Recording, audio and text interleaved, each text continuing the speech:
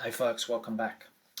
So I'm still making videos, creating videos about probability distributions, and in this video what I'm going to do is talk about the uniform distribution, which intuitively is probably the easiest probability distribution to understand.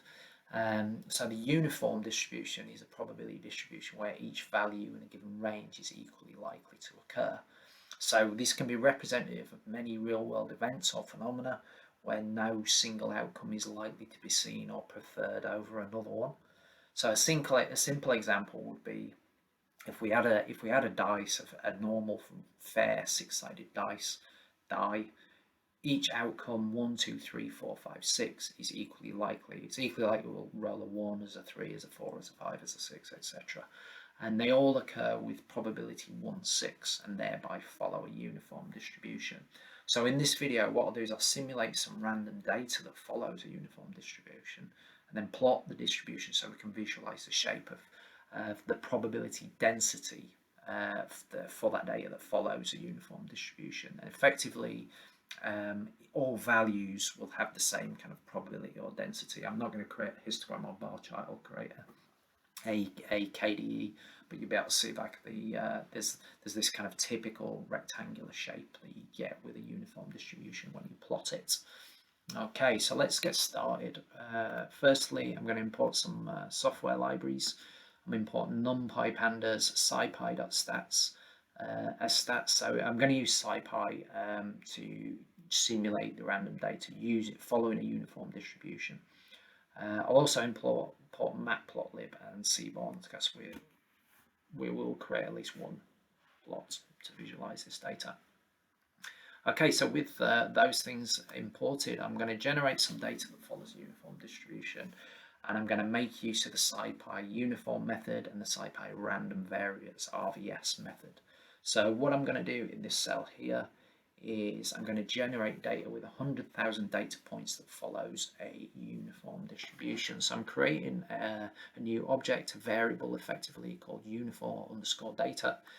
And to create that, I'm going to use scipy stats library. So stats.uniform, so I'm telling it I want it to follow a uniform distribution, .rvs, random variates.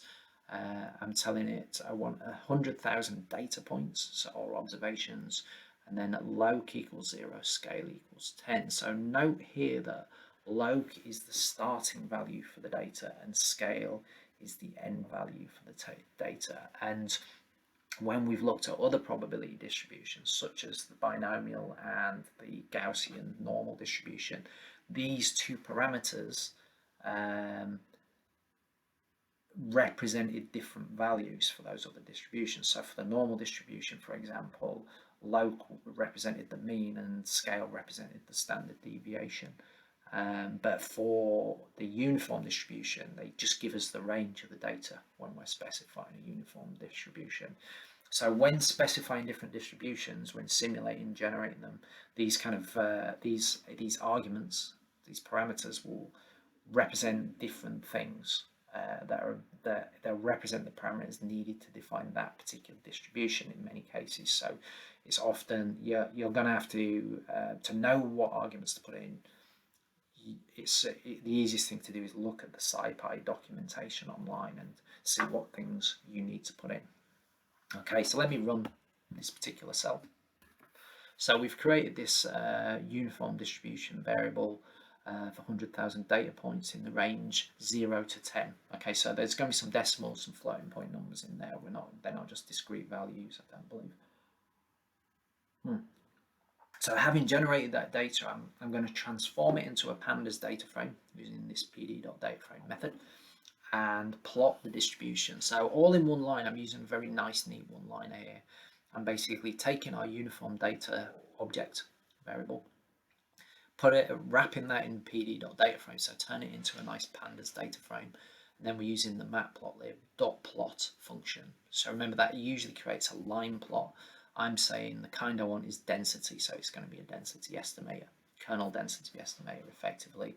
And I'm setting the limits for the x-axis from -1 to 11. So remember our data only goes from 0 to 10.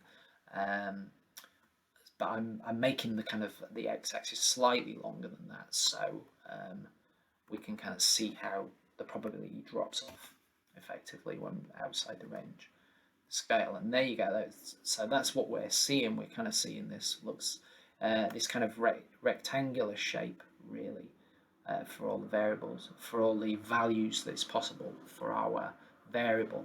It's got this kind of wiggly kind of effect at the top because it's kernel density estimating. Remember, this is random data as well that we've generated, so it's not exact. Okay, so there is some noise in there. But what you can see in this above figure here is that any value in the range from 0 to 10, so the actual range of our data, is likely to occur with probability 0.1. So if we just scroll up a bit, you can see from 0 here, 0.1, pretty level all the way across to 10. Probability of about 0.1 for 10 as well. So there's about a 10% chance of any value, all equally likely really, hence this flat line. Okay, we plotted the values from -1 to kind of 11. So these N2 values, -1 and 11, are outside the range of our data. So you can see they have a probability of 0, hence that line drops off completely there. So this rectangular shape that we're seeing here is, if we'd only plotted from 0 to 10, it would be a perfect kind of like rectangle really. But this kind of rectangular shape is typical or representative, I'd say, of a uniform distribution. So, as with other probability distributions, we can investigate the uniform distribution and obtain probabilities of seeing given events. So, for example, we can use the cumulative density function. I've got that wrong there, haven't I? That should be the density function. So we can use the cumulative density function, the CDF, to obtain the probability of getting a certain value or lower on our data set. So for the data that we've simulated here, 100,000 observations between 0 and 10, this is kind of trivial because we've kind of each value is equally likely between 0 and 10, and we've picked quite easy numbers to work with, like and visualize effectively. But let's say, for example, we want to know the probability of getting 2.5 or lower. So remember the CDF. That's what it will tell us. It will kind of tell us what's the probability of getting a certain value or less, effectively. We can find out using the SciPy CDF method. So using the CDF method to obtain a probability value of 2.5 or less on the simulated data. So this is easy to calculate manually for this data, as the range is from 0 to 10, all values are equally likely, so we will get a probability of about 25%, or p is 0.25. But however, I'm going to demonstrate using stats. So stats.uniform.cdf, so you've seen the CDF method before in SciPy. It's really useful, really convenient. We've done it like with normal distributions, so stats.normal.cdf, stats.Poisson.cdf, stats.binomial.cdf. You kind of use it with lots of different, with other distributions. And the three arguments are kind of the value of x represents the quantile cutoff value we're interested in, and then our loc and our scalar obviously start and end.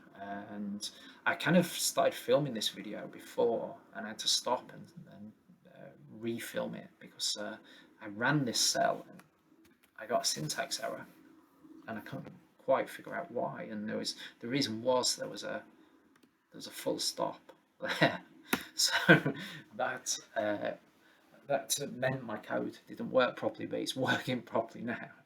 And I was looking at it thinking, what is wrong with that? But it was a very small thing, hard to see. So what we can see is this returns a probability of 0.25 as we expected. So there's a 25% chance of seeing a value of 2.5 or less. So that, say 2.5 is about there. That's about 25%. It's about a quarter of the probability density, effectively. Okay, so that's kind of one way we can interrogate or investigate the uniform distribution. We can also use the percentage point function, or the PPF, and that's kind of the inverse of the CDF. So it's kind of doing the CDF in reverse, effectively. So given a certain probability, it will tell us the actual value in the data that marks the cutoff for that probability. So for example, if we wanted to know the cutoff value that represents the value for which 40% of the data fall below, we can use the PPF. So we're basically doing the reverse of the CDF here. So what I'm doing here is I'm using the PPF method from SciPy to obtain the value of the data value, the actual X value, for which 40% of the observations are equal to or less than. Okay, so again, this is trivial. It's going to be about 40% because we've used a really simple set of data given our data set. Sorry, it's going to be about the value 4 if we specify we want a cutoff of 40%. So here, the difference above to when we use the CDF is we're obviously specifying we want to use the PPF, the percent point function, and we're specifying Q. This represents the quantile cutoff point, so the kind of percentage cutoff point. So that's kind of, you'll notice the difference there between the CDF and PPF, essentially. But all we're doing is saying, what specific value captures 40% or less of the values, or are 40% or less of the values in the data equal to. And then our locus scale are obviously the range of our data, and this should return, because we've got a scale of 0 to 10, it should return a value of 4, and that's exactly what it does. So 40% of our data has a value of 4 or less on the scale that we used. Makes sense. Very easy to understand. Okay, so that is the uniform distribution. It's used to model random events and processes where, however many possible outcomes there are, each is equally likely to occur. And when we visualize the uniform distribution, as you saw with the density plot that we created, it follows a rectangular shape where each value in the range is equally likely, and anything outside the range of values has a probability of 0. The specific data set we've generated here for illustration, it had a short range containing only values from 0 to 10, so it's easy for us to intuitively understand. So for this particular uniform distribution, each kind of value in the data has at a 0.1 or 10% probability of occurring. So we could see that, can we? There they all have a 0.1 probability of occurring. Okay. We can also obtain probabilities of observing a certain value or less in the data set using the cumulative density function, the CDF, and obtain the opposite of that for a given probability, the cutoff value in the data set that this represents. So if what value is the cutoff for 40% or less of the data? In this case, it was obviously 4. Okay, so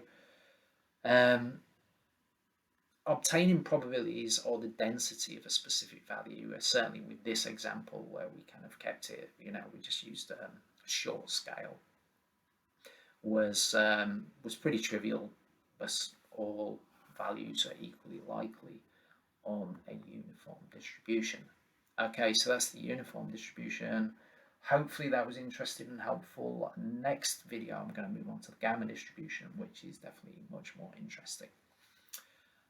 Okay, thanks for listening. I hope this was of use in some way.